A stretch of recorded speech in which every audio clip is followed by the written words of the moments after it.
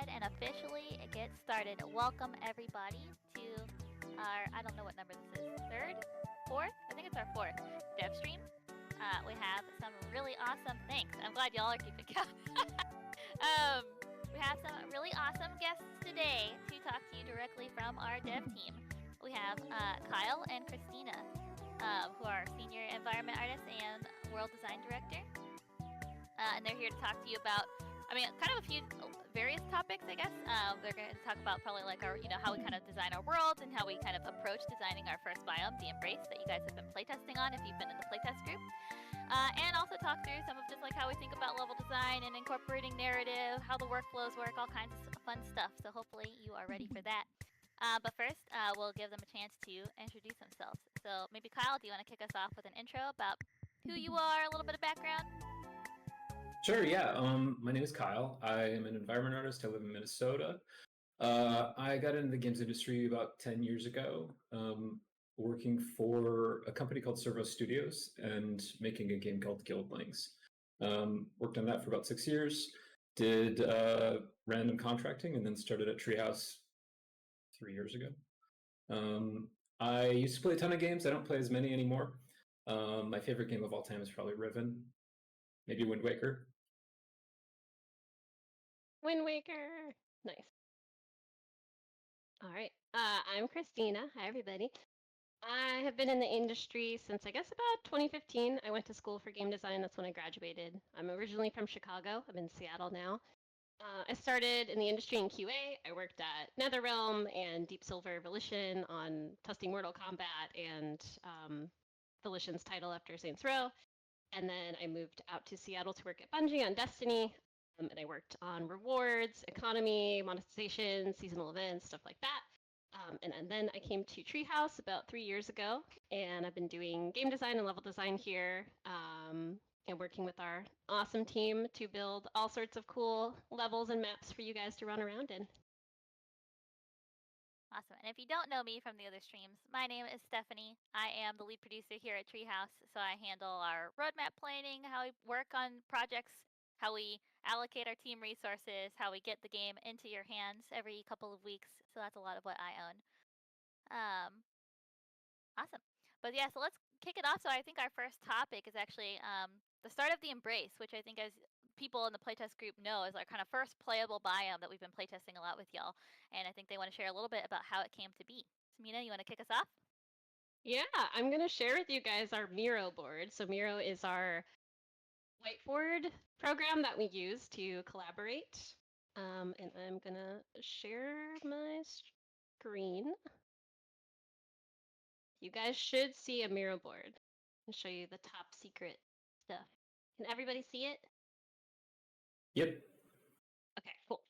So we're going to start with a little bit of history. If you guys were playing earlier this year, you might remember the map was very different. In our history, if Billy's in the chat, he's going to cringe. We had Coconut Cove as the original starting zone, which was a temp name. It's never going to ship, don't worry. But this was a happy little starting area that was like a level 1, start you off, don't get into too much trouble zone. And after a lot of iteration, we threw away basically all of this map. Well, yeah, we threw away like the entirety of this map, which is normal iteration. And then I'm going to zoom down to, we ideated, we took kind of the idea of the starting space, put together a bubble map, which is just what are sort of like the high level points that we want to include in the map. And then as a group, we went in and collaborated on a really rough, just like top-down layout, thinking about where you might start, where the points of interest might be. And then if you guys were in the last stream, Mitch, our amazing concept artist, did this. He took this and created this. And then we put this in the hands of Kyle, who is, I would say, an environment artist and also a level designer, who did a blockout and has been iterating on this. And maybe, Kyle, you want to talk a little bit about some of your thoughts and process of taking this from kind of super blockout and the passes you've done on it, because you've done an amazing job building this from basically scratch. Sure, yeah. It is definitely an iterative process. You start with nothing, and then you kind of block in the biggest shapes. You run around in that map for a little bit to get a sense of whether or not you've got the scale right at all. And then you realize very quickly that like the drawing is a great way to start, gives you a great sense of like what we want the feeling of the place to be and the core idea. But pretty soon you realize that if you're in the middle of this kind of C-shaped island, it takes forever to run around to the other side, for example. So maybe you had a cave shortcut in one spot, and then maybe like when you sail away from the island, the whole thing kind of looks flat and boring. So you add a big mountain in the backdrop. We had two hands on here initially, but we thought starting out the game, like you're so close to those fingers that you can't quite tell what they are. So we switched it to just one hand. So you play, you iterate, you make changes based on our own internal playtests and also like playtest feedback from our playtesters, and you keep going. Yeah, one I think kind of fun thing to mention too is I think we probably play tested maybe not one that looks exactly like this with y'all, but I think some iterations pretty close to this, especially with some small clusters of islands in the center. I think we got lots of feedback about like, oh, I love these, but like, where do I build my base? There's like not enough buildable space. So like feedback like that is kind of like what we take into account too when we're trying to figure out like if the play space is working for everything it needs to. There's like, are people able to like do the things that they want while they're in the space and what we want them to do? Yeah, and then you can see on the side we had some references, some real life references. References from this top right one is actually Final Fantasy X Besaid. Some of you might recognize that. We have some concept art from Mitch here. So kind of what we did is we got into a room virtually and we jammed on where things might be. We were like drawing over this image, talking about where players should start. And this has changed a lot from the initial concept, as kind of Kyle was mentioning. And some of you guys have play tested that and you're familiar with what it looks like now, but it's continuing to evolve over time as we play test and we get more data about how players are navigating through the space, what they're excited to do, where they're experiencing friction or difficulties moving through the space. And we're continuing to iterate on that and build it up more. And now more of our focus has been sort of what's outside of here because we've gotten this to a very stable point. And we're really excited for you guys to experience that in probably one of our upcoming playtests. A lot more of what we have going there.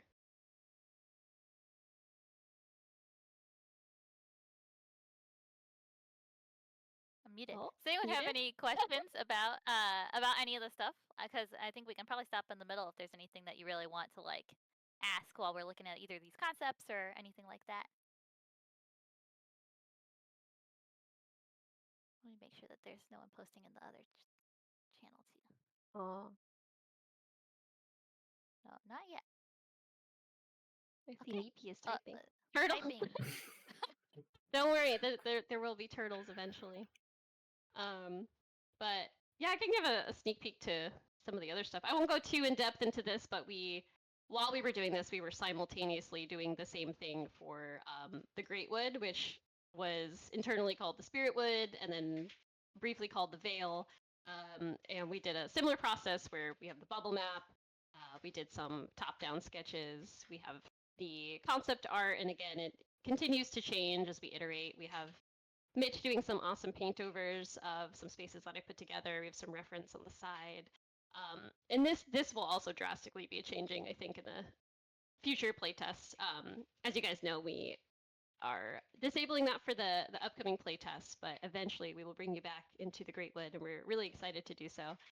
But that's some of our process. We do it collaboratively between design and art. So we have, concept art, we have environment art. We have, multiple people, multiple disciplines, all getting into the room, collaborating, giving different ideas about what's important from all of our different perspectives. And I feel like doing that together is what helps us make really well-rounded spaces that I think I personally believe are thematically exciting, visually very stunning, and hopefully fun to play in.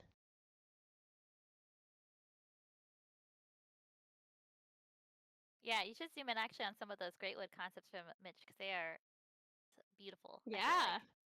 So this was his some of the overall space. We're looking at like having this ancient kind of having a tree growing out of it. We were playing with how we want to space out these islands because it's honestly kind of tricky to build a tropical ocean world but still have these lush and dense forests. So we were playing a lot with the different perspectives of how that might look. And then you can see some blackout here, some early stuff, and then Mitch is able to take that and make these incredibly stunning, evocative concept art pieces. I think he does a great job with light and color. It's incredibly beautiful. I also want wallpapers of all of these things. We had an early version of the construct arena in here. What else? Yeah, we've got some ocean shots, and he takes notes and gives us notes on things like that. So a lot of it is like, we go in and do a rough blockout. Mitch does a concept. We go and iterate over that to try to make it look more like the concept, and we kind of go back and forth.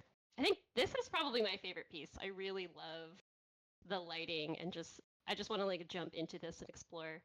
You can see some of our spirit buds. There they are. But yeah, this was really challenging to think about how we would have these internal, rivers and forests that are pretty close to like the open ocean, and how to make that feel natural and believable. Temporary wallpaper saved. We have Mitch, one people want question. wallpapers. Yeah. That we'll stop for this one, and then we'll probably go on to the next section just because we have time for at least one in between. So it says, thinking ahead, will there be an expansion of the world, or could there be a living world of constant changes over time? Well, I can say yeah. we do have a lot of biomes planned. When we jump into the editor later, I can zoom out and show you just we have it like mapped out where the future biomes are going to be. In terms of living world of constant changes over time, I'm not sure about that one just yet, exactly what that will mean, but we will be, making a lot of updates. The exact nature of that, I'm not going to make any big promises there, but there will be a lot more to the world, and there will be a lot of visually distinct biomes.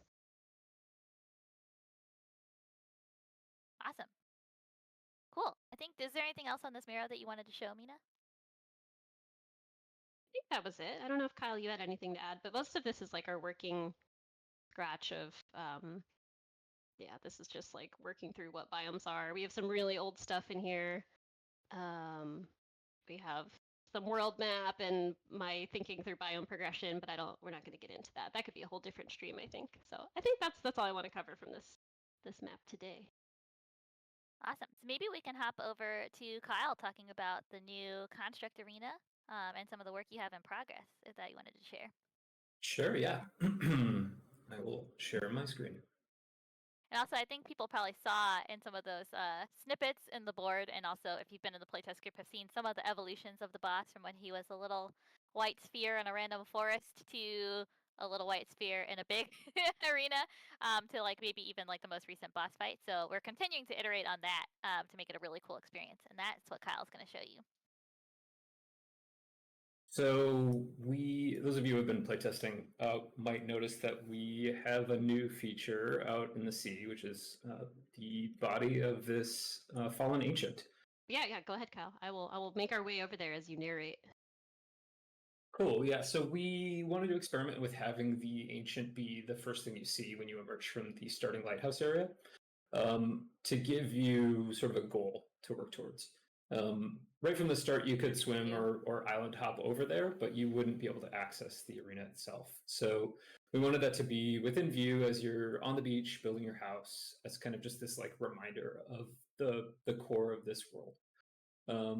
Right now, this is in kind of an early stage blockout, doing a bit of sculpting on the head, and then kind of the body and chest is all like pretty rough low poly art right now, so we can figure out what the correct proportions are going to be, what we want the size of the entryway to be, and the shape of that. But as you enter the chest of this fallen ancient, you'll see an arena where you can fight a construct boss. And this is another example of, like, Mitch gave us some concept art, and we tried to make it look like his concept art. It's never going to be as one-to-one cool as his concept art, but that really helped us like develop this interior space. Yeah, 100%. It's so great to have a concept to work towards. I feel like usually my feeling when I look at one of them is like, how am I going to make our game look as good as this painting? But I really love the back and forth that we often get where we work towards the concept, and then Mitch will often do like a paint over of what we've got, and it's kind of a collaborative affair where we we each bounce ideas off of each other, and our different roles kind of contribute to what finally comes together as the game y'all are going to playtest, if you want. Yeah, I'm really excited about this new direction because, as Kyle was mentioning, so you start over here, right? This is your little starting zone, and you jump off this platform to kind of, you're blocked off. You're going to go engage with what is known as the embrace over here, and we kind of tease all of these giant set pieces to get you into the world. You start to learn more about the world, and it kind of leads up to this very climactic moment of entering that ancient over there.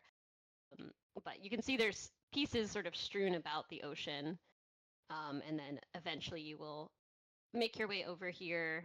I think Kyle worked on these islands. I think he did a great job of leading you, kind of very visually clear that you can make your way over here.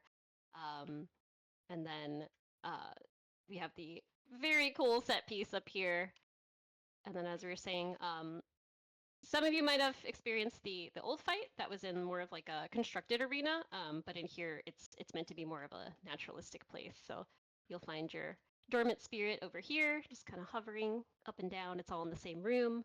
And then this will be the space where you fight the boss. We're really, really excited for you guys to get to experience this and give us some feedback on it. Just reading the comments. Yeah, we have a few more minutes too for this kind of like editor fly through. So anything else that y'all want to show, either in the embrace, the construct arena, anything like that, is fair game. Kyle, anything you want me to fly around and show while we're here? Otherwise, I have a couple things in mind. If you've got stuff in mind, go right ahead. Okay. Another update that we have is we got some feedback, right, about the world needing to feel a little more magical. And Kyle took your feedback to heart. I don't remember who said it, but we have floating rocks now. So if that person is in the chat, we heard you. But we have these little dormant spirits that you'll find around the world, and they are elementally based. So you'll find them different colors based on what element they are. And we've tried to put them in places that sort of match the thematic of their element. So, this one is a wind spirit, right? So it's kind of up high. It's up by these magical floating rocks. And hopefully that adds a little more thematic magic to the world that you guys were requesting. But it's great to hear that type of feedback. It's really fun for us to get a direct line to what you guys are wanting to see more of and take that and be able to kind of almost immediately put that into the game and then see if that's hitting what you're looking for. It's a really fun part of game dev for us.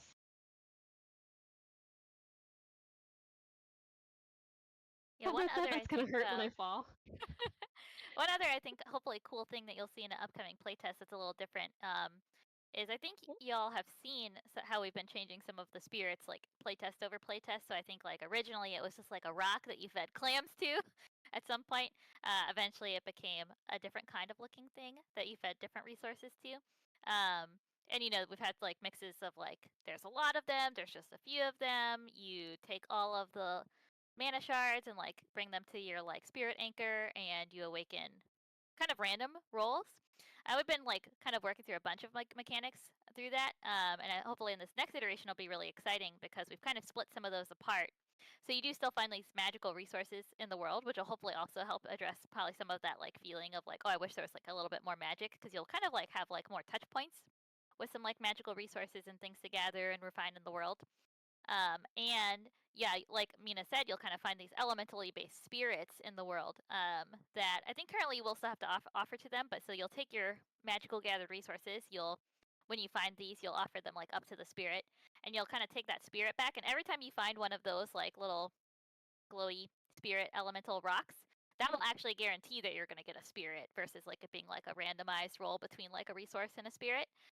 And those spirits, we actually have a lot more of them now, and they help you with a lot more stuff than they did before. So before, you just got like ones that you could only put on like the refiner, and they would either speed up your refiner or give you like a recipe. But now we'll have a lot of different ones that like some that slot just on the crafting station, some that slot onto refiners, some that give you recipes, some that buff them, some that do this. But you'll actually be able to slot them into like a lot more places. And you'll also see them like spawn up by the station. and they'll be like standing there, super cute. Hopefully that'll get some updates too. So there's some really exciting spirit stuff coming down the pipe. Yeah, there is a lot of new content for you guys to try. We are really excited. Do we want to transition to Kyle doing some landscape stuff? Yes. Yeah, let me see if I can lower my editor capability. So hopefully All right. it won't be a slideshow.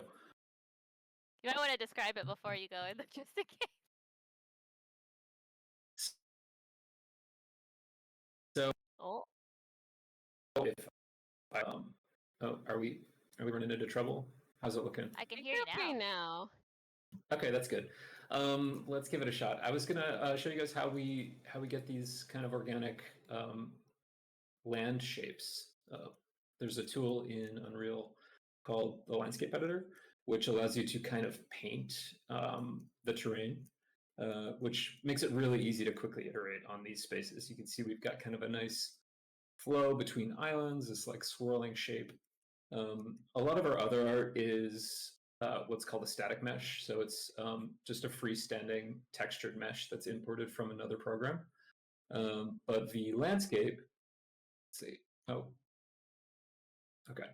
The landscape looks like this. So I've just hidden all of the static meshes, and beneath it is this kind of blobby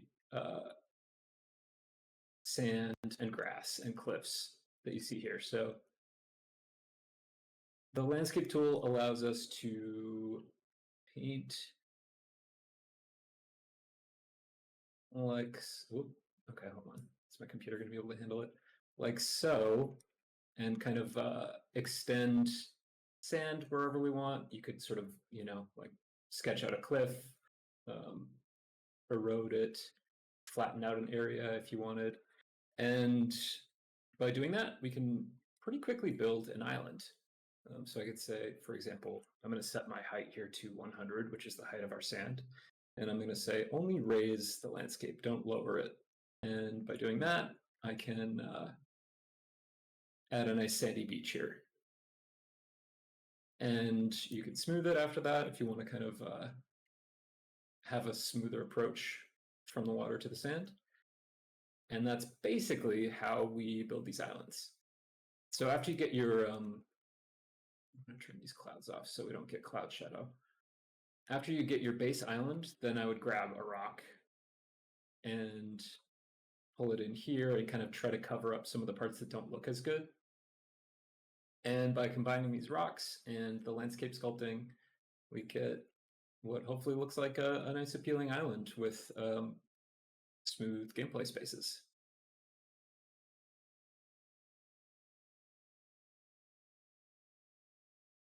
I forget. Did does Unreal automatically apply like the sand and like the grass textures and stuff like that, or is that? Because I remember at some point you did some effort to like tell it what to generate at those like different levels and heights.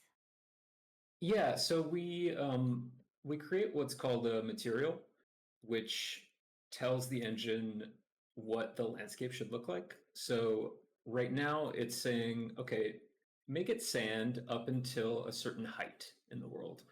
So up until about a meter above sea level, it's going to be sand. And you can see we have like a little bit of wetness on the sand. That's part of the sand material.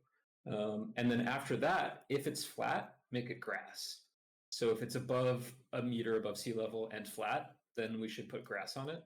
And then if it's more steep, it's kind of a weird lighting here. Let's see if I can find a. Okay, this is the unlit mode. So if it's steep, kind of make it look like this rocky texture, which generally we won't ever see because it's usually going to be hidden by static mesh rocks. But yeah, it saves us a ton of time from having to paint that stuff in automatically. So you can see if I smooth this out a little bit, it starts to kind of blend between the grass and the rock. And if I make this flatter,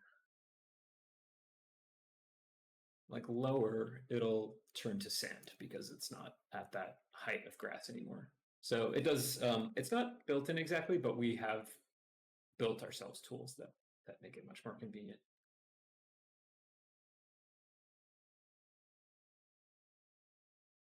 Awesome. Does anyone have any questions about any of this stuff? This is, I think, a really cool look into our tools pipeline for like how we author maps, and also I think a really great way that like Kyle has figured out the workflow to like be able to like author these islands, because as you probably have noticed in our Discord, we have a pretty small team, but we're able to make a lot of really awesome stuff thanks to our really awesome and brilliant developers. It's all about making a big world with a small team, finding shortcuts and hacks.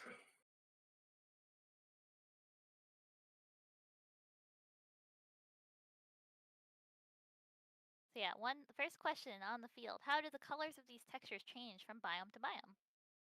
Oh yeah, so Good question. that is a great question. We right now have a single material that pulls sand, rock, and grass in, and the sand and the rock and the grass are separate files.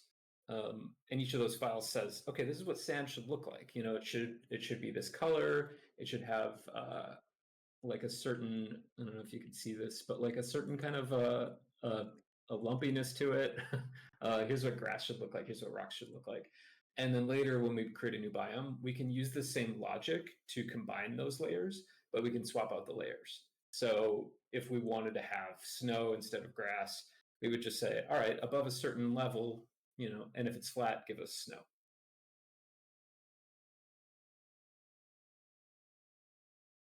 Awesome. And then I think if just in case you were also asking like, are we going to change those or what is that going to be like? I think we are thinking that, you know, for each unique biome, there will be like a kind of different, like, yeah, I think like Mina kind of said earlier, they'll feel really different. Hopefully they'll have, yeah, like different types of materials in them, different environments.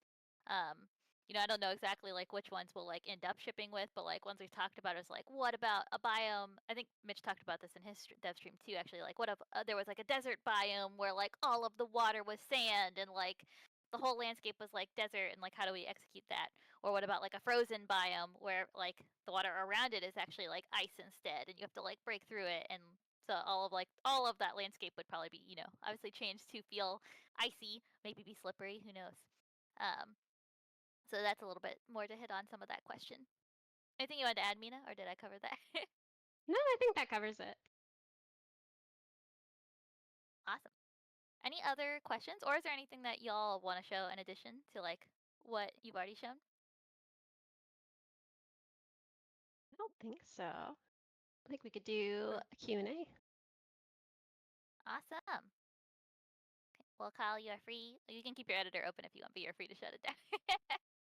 Cool. We have some pre-populated dev stream questions too that we'll actually hit real quick. And I think the first couple are actually for both of you. So one is future plans for the Embrace. So in the most recent playtest, I heard from some recurrent playtesters that the Embrace had fewer caves in it than it did in the previous builds. And that different things serve different, very noticeable purposes, like the cave leading to the ancient construct. What are your plans for polishing up the Embrace? What are you planning to make it more detailed, or make it more explorable, or tone it down? And how much time is kind of given for players to be exploring this? Like, is it like a new player flow, or is it like supposed to be a full biome? That is a multi-layered question. I think I'll start with some of the new player and some of the scope stuff, but I think Kyle can very specifically talk about like the caves and some of the polish that he's doing. So in terms of a new player flow, we are dedicating time to focus on what that experience is and how we want to onboard players more deliberately and take more time to do that. So in the builds you guys have been playing, we're not really doing that at all. We're sort of just putting you into the world. There's a little bit of a lead up, but we are going to focus a whole effort on what that experience is and how to onboard you into the world and into the mechanics of the world more directly, and carve out some physical space to do that as well. Then in terms of the scope of polish, we're looking to even out the distribution of content through the Embrace and the surrounding islands so that it is evenly populated. It's not like empty pockets. That doesn't mean every inch of the ocean will be filled with content, but the islands that you can sail to and swim to will be filled with compelling content, whether that's combat or gathering or both or spirits. You know, you will have a reason to go sail out places and engage with that. And then we're doing a whole effort for underwater resources that Kyle is actually spearheading. So yeah, maybe Kyle, you can specifically talk about some of the PCG stuff you're doing, the cave work. Yeah. So when we're doing level design, we always have to kind of, I think, hierarchically a bit. So if we have, for example, a cave that acts as a shortcut, or maybe it's an area for you to fight some refobs, um, it takes effort to build that cave. But then if our requirements change later, and say, for example, we need to rearrange the area around the lighthouse to have a more suitable opening for players who are just getting into the game, that takes precedence over that cave. So if the cave was taking up space that we then later need to expand, for example, the bowels of the lighthouse, it's like, oh, sorry, cave, but you got to go. We try to minimize the amount of work that we put in that we later have to throw out the window, but it does happen a lot. I think that's just game dev. We will be adding stuff in as we polish for sure, but the game's always changing. I think that's one of the things that's really fun about working on it is like every time I play test, I'm like, whoa, like somebody else changed this thing. That's really rad. So very fluid. Hopefully if there's a thing that somebody really loved that did get removed, like put it in the feedback, like I love to hear that stuff, and I love to hear like what people want to see in the game. And we'll do our best to get as much of that in as we can. For the resources, we're working on creating some automated logic to place some of that stuff so that we don't have to put every single like strand of seaweed in there by hand. So we come up with code that says like, all right, every 20 meters, put a blob of seaweed. And then around that blob of seaweed, put like a bunch of other smaller seaweeds. Or if there is a cliff wall, maybe like consider spawning some ore rocks on it. In olden days, you'd have to put down each one of those by hand. And so again, with a small team, you wouldn't be able to build as large a world as we're hoping to build. But with this, it's I think Mina said PCG, it's procedural content generation. It allows us to write code that tells the engine where to put some things. It's still a manual process, but the basic details of it can be sometimes ironed out by the engine. Well, and then one other thing I think might be good to add, especially for, I think that question came from someone who maybe playtested some of the older builds, and yeah, sounded like played with some people who playtested even older builds. The Embrace actually started as like an onboarding like island. So it was really not supposed to be like a full biome in that way. It was actually just supposed to be like a kickoff zone for you to like get your feet wet and like then sail off into the horizon. But I think we realized as we were both watching people play, even when we built the space that way, and how we were feeling internally, is actually it should be its own full space. We felt like it made a lot of sense, and we actually ended up expanding it so that it could be like a more full experience and a full biome in its own right. So that's why probably you're also seeing some of these changes come in, is that we are actually expanding the space and making it more of like a real gameplay space where you want to spend time and it's like valuable to spend time, and you like have a boss there now. Originally we were thinking like, oh, they'll spend like an hour there. So that's probably another reason why you're seeing some of these changes come in that are so different, or changing like the landscape, because we've decided really to like change that space and what its intent was over time. Yeah, as the game evolves, we are going to have more convenience features around travel. So the world will be very expansive. You'll be sailing and skimming through most of it, but we will have some base-to-base convenience features. But my hope is that by developing all these kind of distinct biomes, we're going to have different build kits. Aesthetically, the surrounding assets are different. So if you really enjoy sort of this kind of traditional tropical feeling, this might be your favorite biome. This might be where you want to build your super base. If you prefer the more dense forest, that you guys were seeing in the Greatwood, that might be where you want to build your super base. So our hope is that we're going to build sort of something for everyone through all these distinct biomes, but they will all be different from each other visually, right? And with these different kits that we're going to have. But yeah, we were just seeing that people are really attaching to this space a lot more than we kind of initially anticipated. And as Steph was saying, that's kind of why we decided to build this up as a full biome, because people were really enjoying building there. They're enjoying the environmental storytelling that we're doing. We have a lot of background lore that we're trying to slowly kind of feed into the game that I think is very present in the Embrace and the spaces around it. And so it has graduated to being a full biome at this point. And so I thought someone saying about the super base underwater. Yeah, but it's been really great to see how you guys are engaging with that space. And we've been putting a lot of time and polish and iteration on it, and it's great to see that people are attaching to it in that way.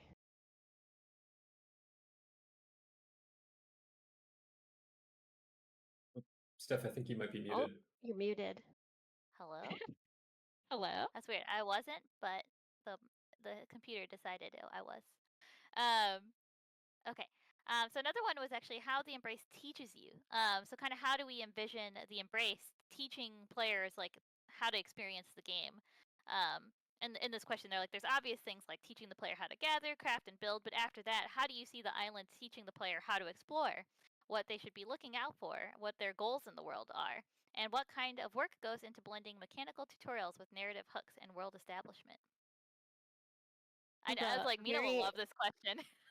this is a very poignant question because we're just really kicking into our onboarding experience and getting a quest system online. We have some really amazing narrative folks who think about this all the time, like what is the best way to get these things into the game and talk about the world without sort of inundating people just with like a wall of text. Um, but yeah, again, we are going to support a full onboarding experience that teaches you the basic navigation of the game, but how to interact with our more unique systems, like our specific rules about building, the spirit economy, as we call it. You know, getting these mana shards and getting the dormant spirits and awakening them, doing things with them. We are going to have more of a tutorialization around all of those different features that will more slowly onboard you into the world. But spatially, I think we've done some things so that the starting area of the embrace is a lot safer. It's like you're not going to get attacked by reef hobs in the intro area. We don't throw some of those later economy materials at you in that intro space either. So you're more introduced to the basic materials like wood and stone and coconuts and clams and things like that. And then the outer islands have more ore that you need later in the economy. So you have a reason to start to venture out into the world. And that will be eventually layered with more threat as well. But as we onboard you into the game, you're going to be more equipped to deal with these threats.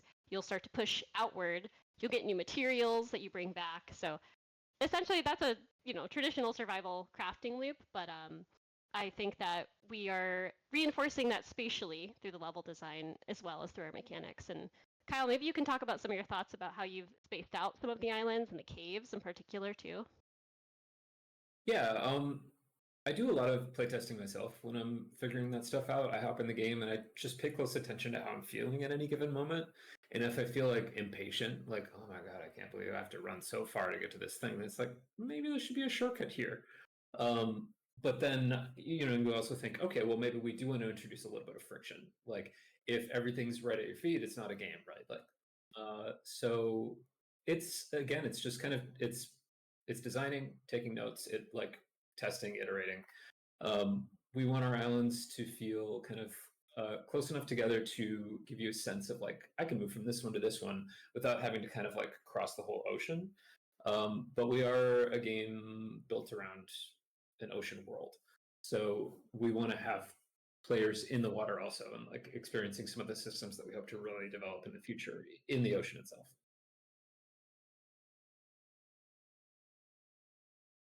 Awesome. And then one other question that came up: traveling merchants. So during the last dev stream, it was mentioned that Nera will, maybe may, have traveling merchants. Um, what will these merchants like be like? And will they use currency? How will you find them in the world? Is kind of the question. I'll also maybe get the awkward part out of the way. I don't know if we will for sure have these. I think though we actually have had prototypes of it in the past. We've had these like merchants where you could like find them in the world, and when you got like gold drops from like enemies and like other stuff in the world, and you could like trade with them for either recipes or for like resources and other stuff. That's something that probably, if there's especially like a lot of requests for it, or if we have time for it before early access, that we'll explore. But it's probably, I don't think it's in our current early access plan, I would say. But I think it would be really fun, especially for both of you from your perspectives of like world building and level designing. Like I think you both played with those features a lot and like experienced them even in our game. So it would be fun to hear what your perspectives on those are. Do you like them? Do you wish we had them? What are your thoughts? I do like them. I think having light interaction with NPCs like that is a nice opportunity to add more flavor to the world. I think a good example of that is for anyone who plays Valheim. There is a particular merchant who shows up in sort of a little safe bubble in the world. And I remember very vividly the first time I stumbled upon him, I was like, what is going on? Who is this guy? And I feel like that little bit, even though there isn't a whole lot of exposition or anything, tells you a lot about the world. And I think if we did have merchants, I think that would be a very interesting way to flavor things. But there's a lot of questions around who would that character be? There's some lore implications there. I think we'd have to answer a lot of questions. So I'm not sure, and I think we'd have to have a compelling economic reason to have them as well. So unsure if that would be a primary, like secondary economy type of interaction, if it was related to something more specific like fishing, or if it's like biome specific. There's a lot of things we could do. I'm definitely interested in the possibilities, but yeah, nothing in the immediate horizon right now. Kyle, anything to add? Any thoughts? I'm personally a huge fan of environmental storytelling and learning about the world through what you see around you. I think games create spaces so well. And I think that I love playing character-based games when it's like a central function of the game genre. Um, in general, with survival crafting games, I feel like merchants are more of a systems thing. It feels like to me, and I'm curious to see if we could do that. Like, if we could kind of get the benefit of that through some other system that might make more sense in our world, given our lore. Um, these things aren't really in my wheelhouse, but that's just my take on it. That's for Yeah, Mitch's one stream. it's true. One, I think, little refresher from what Mitch had mentioned too is like Nir is kind of like a primordial world, and Echoes, like the character that you're playing, is kind of like a reawakened being from like source, kind of from like a well of like magical power and stuff. So it's not like I think we don't anticipate that there's like a flesh world with like lots of humans and thriving civilizations and stuff. At least not currently. That doesn't mean we can't do those things if we have good reasons to either. But that's I think when there's saying like some of the not doesn't fit with our lore and we'd have to figure that out. That's kind of I think some of the reason why. Awesome. So let's get to some of the questions that I think are coming up in the channel. So one, actually, it's really interesting, and I don't know if we have an answer for this because I don't know if we've talked about it. But will there be some kind of function for those individuals that experience vertigo? I ask because I play and stream games that some members can't play parts of different games because jumping from that platform is so high that it will like induce vertigo in them. I'm curious if you guys have any thoughts about that. Yeah, that's an interesting one. I imagine further in the game we will have mechanics that will reduce your need to jump down from such high heights, but that is a great point that in the intro you are jumping from a rather tall distance. It's not it's not something we've talked about up until now. Um, yeah, it's definitely something we can consider in the level design if that is an issue for people and how ways to mitigate that. Like maybe there's a path you can climb down, something like that, or you lower the overall height. Yeah, Kyle, what are your thoughts on that? Yeah, I could think of ways that we could streamline. I mean, the intro to. I think like one of the great things about accessibility options is like it doesn't always have to be exactly one to one, right? So if you could have a version of the intro that just placed you on the beach, and maybe you might miss out on some of the experience that we hopefully aim for most players to have. But if like a player who is really uncomfortable with it had the opportunity to avoid that discomfort, again, not really my area of expertise, but I love that games in general are paying more attention to accessibility and giving players more options. Yeah, and I think some things that I know we are looking at to try to add based off of like previous playtester feedback that might help with some of that feeling actually is like being able to like turn off motion blur. I think right now we have some actually kind of unintentional probably motion blur amount in our game from our default settings and stuff that we have got a lot of feedback on. So maybe reducing that will hopefully help some people with that feeling. And yeah, I think anytime we hope honestly to like as we playtest more and more, like because I think we, I guess we're fortunate. Probably, I don't think any people on our team experience those issues like while playing the game currently. So we don't really have a good like lead on that, right? Like we wouldn't know that that's an issue for people. So we hope through playtesting and like suggestions like that that we'll source some of those and figure out how we could either mitigate them or what kind of like options we have. It's definitely something we're always looking for feedback on. Yeah, I love that games have like an arachnophobia like option now because I have that and I forget what game it was. It was like they get rid of the legs or whatever, and that makes it so much better. I think it's grounded. But I love yeah. when games have misophonia accessibility options. So like it's like a hatred of certain sounds. And a lot of survival crafting games will have a really loud gulping sound when your character drinks, and I hate it. Like it just sends chills up my spine, and they just mute that sound. That's great. I feel like every time I talk to Kyle, I learn a new word. Misophonia is the word of today. Kyle is our resident cultured game dev. Also, do we have any more questions in the chat? Anything y'all are burning to ask our awesome developers? I have one question I'm holding until the end of the chat that I will cap our dev stream with. But any questions?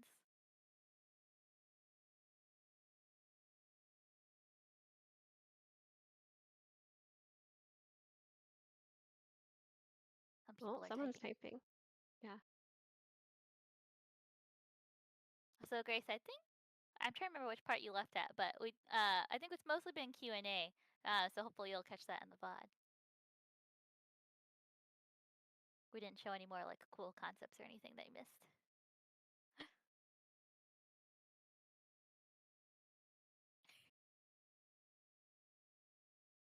Also, I like Meepy's continual campaign to get turtles into the game. You're relentless. We love the turtles too. You'll hate to hear this actually, but there's a small group of people who may be in this chat who have been trying to figure out if we could add a turtle back to the game like really soon. And I'm like, okay, everybody, I know we're excited about it, but we have to finish all of our vegetables before we can add our dessert to the game. So it will happen. Definitely. I'll put Rua just somewhere in the map. Let's see. Will there be more interactable objects or things to do underwater? I really wanted to pick that darn blue flower. Everyone I know saw it. Yes, there will be.